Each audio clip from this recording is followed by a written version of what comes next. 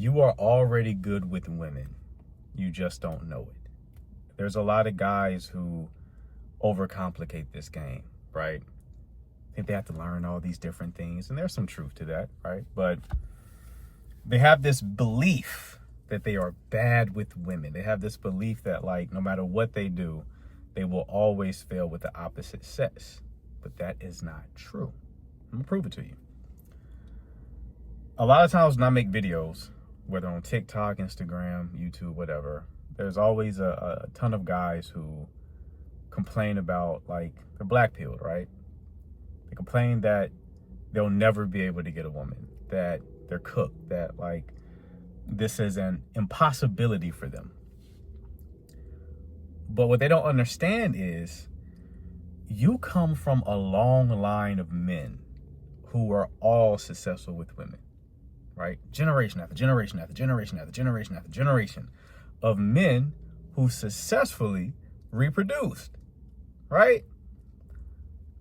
What are the odds that you're the only one in your lineage who cannot get a woman? Very low. It's a very low odds.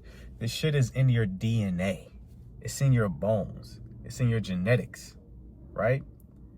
I've often told men who have that, like, doom and gloom mentality that if their father thought like them, they wouldn't exist, right? This is hardwired into your DNA. So where does this belief come from that a lot of these men think that they're bad with women? Because it may be surprising to hear, right? You may hear me say you're already naturally good with women, and you're like, well, this conflicts with my reality. You know, I've tried to go on dates. I've tried to get women's contact information. I try to flirt with women, but it never goes my way. So how can I possibly be good with women? And it's because you've been psyoped into oblivion, right? You've been on the receiving end of tons of social conditioning that has removed you, created distance from your inner wisdom, your intuition, your natural inclinations. Often when I work with clients, I help them build their skill, right? They learn a bit of game. They cultivate a deeper awareness of how the opposite sex works.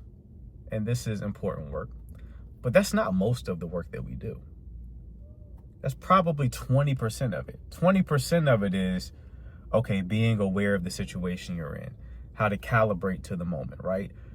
When you do that kind of work, it's more about refinement. You're refining things in order to increase your positive outcome. In other words, you refine things in order to get more women, right? But you don't need to do all that to get a woman. You get what I'm saying?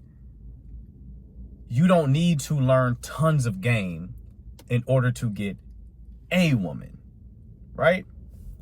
Most of the work that we do is a matter of removing all the bullshit that is preventing them from naturally expressing themselves. You know, there's guys who ask questions like, you know, how do I know when to kiss her?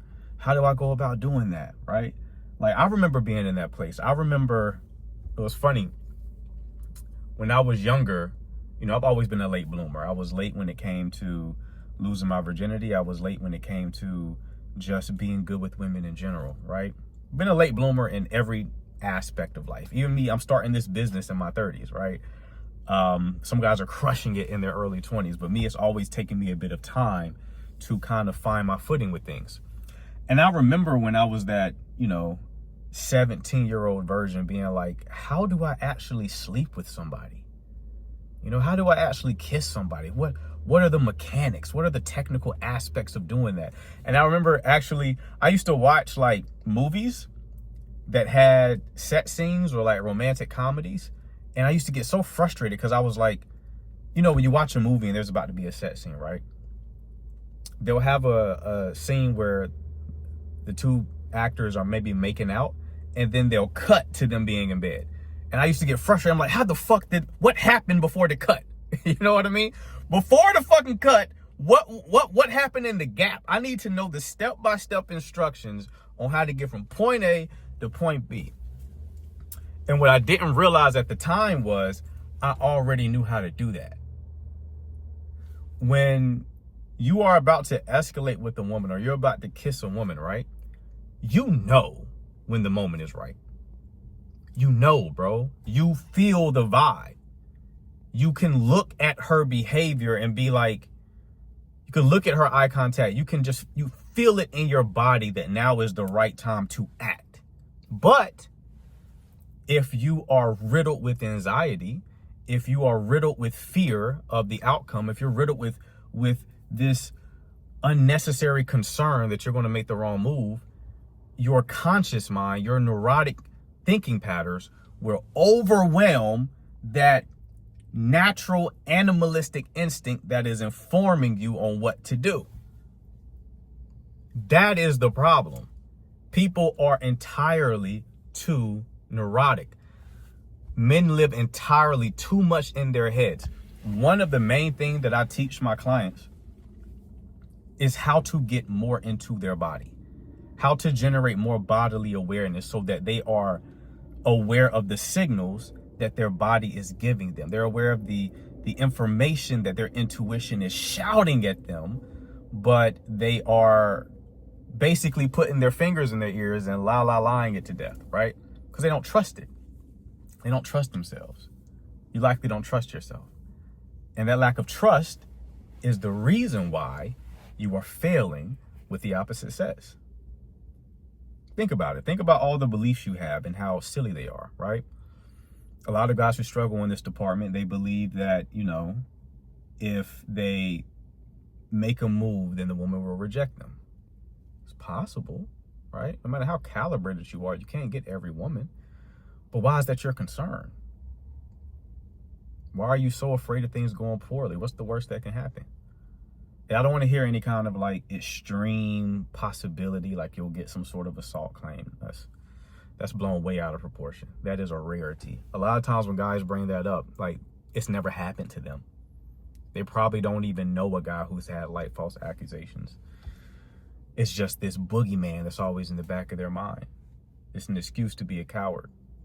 It's a reason that they latch on to excuse them for not doing the scary thing, right? So why do you believe that these negative things will happen? And even if they were to happen, why do you believe that that's not something you can make it past? If a woman rejects you, so what? What does that mean? What meaning are you attaching to that? Are you attaching your self-worth to the woman rejecting you? Well, then if that's the case, that's what we need to correct, because often being rejected has nothing to do with you, right?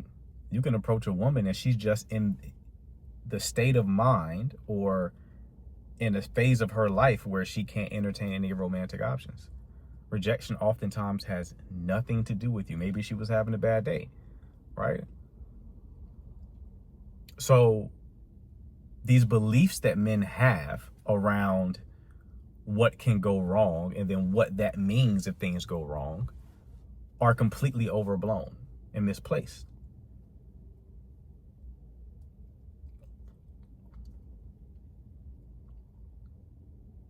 Ultimately, the problem is fear is the enemy in this situation. You're too fearful about what may happen, right? And this fear is what is blocking you from naturally responding in a way that will facilitate a more positive outcome. Because being in touch with that natural desire that you have, being in touch with that inner wisdom is better than any kind of advice any guy who knows game will give you. That's something you won't hear. You won't hear many coaches admit that, right? That intuition that you have overpowers every bit of game. And people who are really good at game will tell you that. They'll tell you that oftentimes some shit works that ain't really supposed to work, bro. There's no list of sequences or any system that is always the perfect approach. That's why you have so many guys teaching game who have different styles, because at the end of the day, the shit don't matter. It matters, but it's not the way. It is a way. You get what I'm saying? So ultimately, if you are struggling in this department, the solution is to get better in tune with yourself. Get better in tune with your desires. Get better in tune with the bodily sensations, the inclinations that are telling you when to do X and when to do Y. But this takes practice, right? Because intuition feels a lot like fear sometimes. Both, it's like there's a dichotomy. There's two sides of you. There's like the higher version of yourself, and there's a lower version of yourself. The higher version of yourself is telling you like, it's okay, do this now. The lower version of yourself is saying like, don't do that because this may happen, right? And you have to learn to discern between those two voices. It takes practice, but as you practice, you'll get better. This has been my personal experience. I'm someone who's worked with a coach, right? I have tons of experiences dating different women. And the more experience I gather, the more I realize like, I kind of know this already, right? Even the younger version of me, even that 17-year-old kid who was overthinking everything and neurotic, he even knew. When I had experiences when I was that age, and this is before I really knew any kind of game, the positive experiences I had was me like following what I naturally thought was the right thing to do in that situation.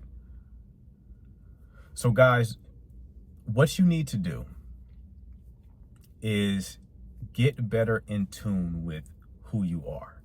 Get better in tune with your desires and start to systematically removing the beliefs that are not serving you, removing the beliefs that act as an enemy to your natural wiring, right?